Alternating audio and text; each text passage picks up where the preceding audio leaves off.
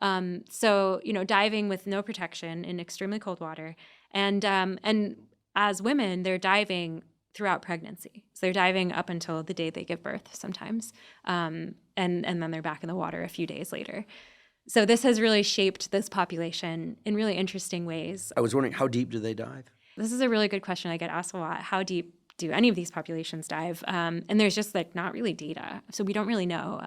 Now we're starting to see, we're looking at the Haenyeo. We actually tracked some of their diving, and their dives tended to be much shallower, not really going any deeper than 10 meters, 30 feet.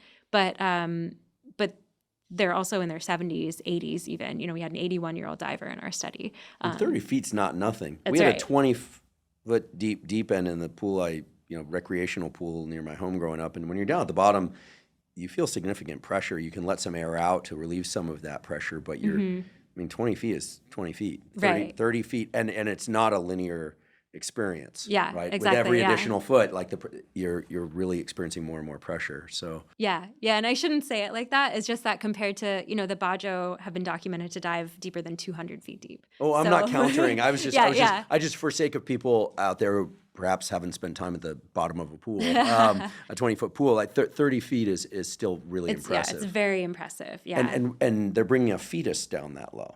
Right. When they're, and again, there's no documentation of how these women have been diving throughout their pregnancy, other than, we know that they were diving throughout their pregnancy. But yeah, presumably in their youth, they were diving to these depths with their unborn child inside them.